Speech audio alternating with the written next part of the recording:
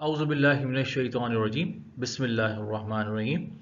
As per the today's discussion about the accounting for China Stock Company, as a second part, in this video we will discuss about the issuance of debenture, and with the help of a question we are going to understand how the transactions are recorded in the case of issuance of debentures. Let's check the question. Aisha Manufacturing Company complete the following transaction. The par value of company's debenture is rupees 100 each. The company has issued debenture under the following situation. ये मुख्तलिफ situation है, यानी 2000 share debenture issue किए, 2500 issue किए, 3000 किए, 2000 किए, फिर 2005 की। अब इसमें 9% फॉर 5 ईयर है, 8% फॉर 5 ईयर है, 12% फॉर 10 ईयर्स है, 10% फॉर 5 ईयर्स है, 9% फॉर 7 ईयर्स है। यहाँ जो याद रखने वाली बात है कि डिबेंचर की जो वैल्यू फिक्स की गई है वो 100 रुपीज़ ईच के हिसाब से की गई है, और हर केस अलग अपनी नौयत का एक अलग केस है।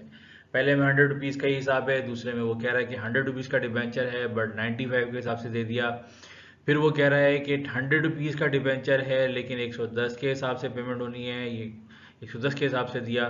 फिर उसके अलावा 2000 शेयर की बात कर रहे हैं तो 100 रुपीज़ ईच का है पर डिबेंचर, लेकिन जो रीपेबल का टाइम है वो 105 का हुआ, यानी 100 रुपये का डिबेंचर। पेमेंट भी 100 रुपये के हिसाब से आई, लेकिन जब पेमेंट करने की बात आएगी या रीपेमेंट होगी या रिडम्पशन होगी तो उस वक्त उसके बदले में 105 की पेमेंट की जाएगी।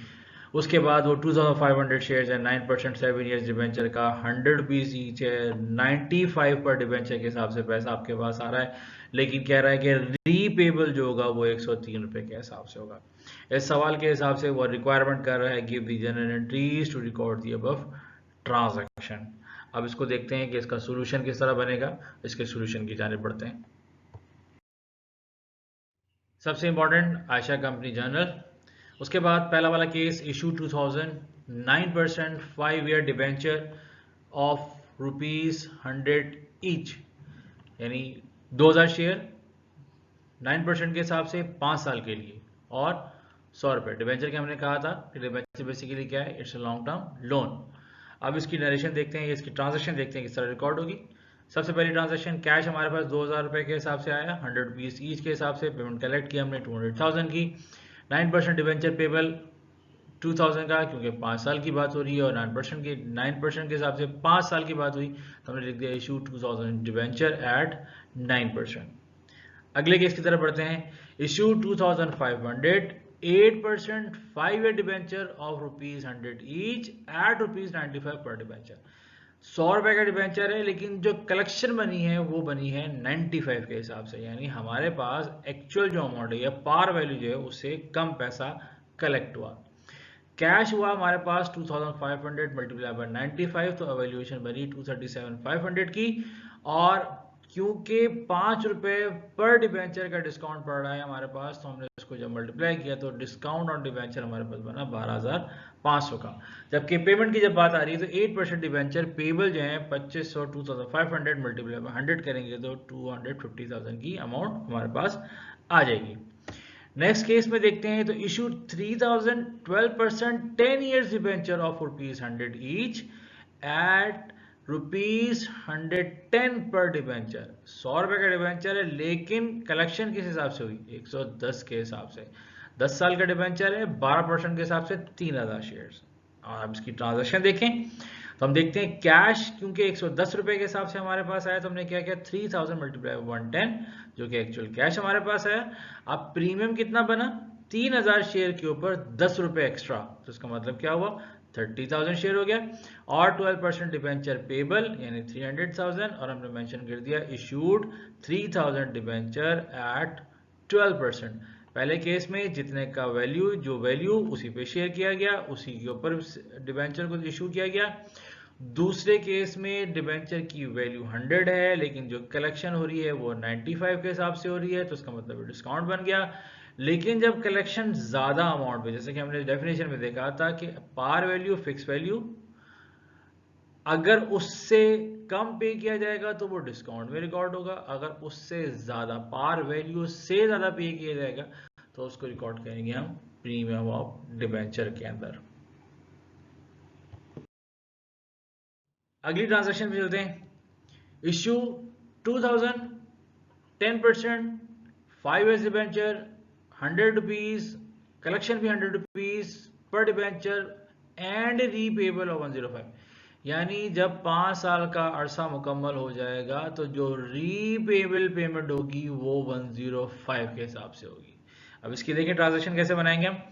कैश की जो कलेक्शन है हमारे पास वो क्योंकि 100 रुपए के हिसाब से आई तो 2000 multiply by 100 200,000।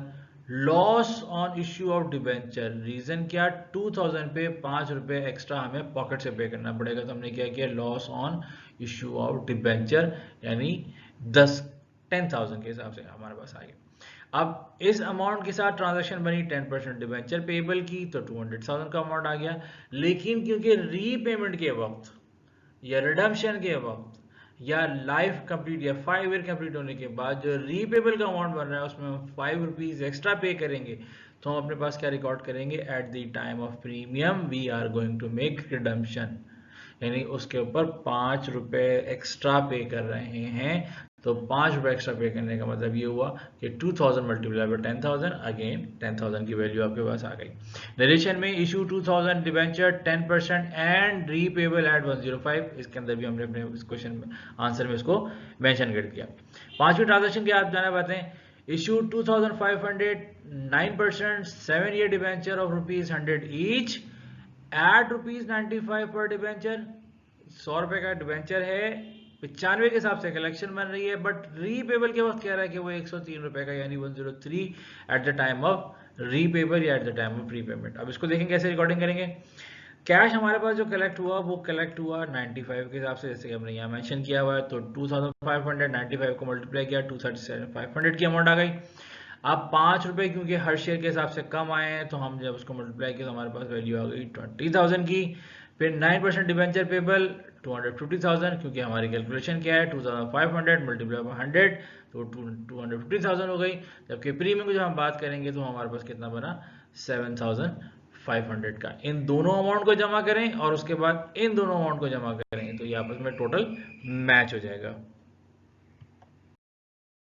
All for this video, hope कि इससे किसी हद तक आपको समझ में आएगा कि डिबेंचर को इशू करते वक्त हम उसकी वैल्यूएशन को भी मेंशन करते हैं, उसके साथ साथ कितना पे कर रहे हैं, कितने पे रिडम्पशन होना है या कितना रीपे किया जाएगा, उसके बारे में भी इस क्वेश्चन की मदद से समझना आसान हो जाएगा। Thank you very much.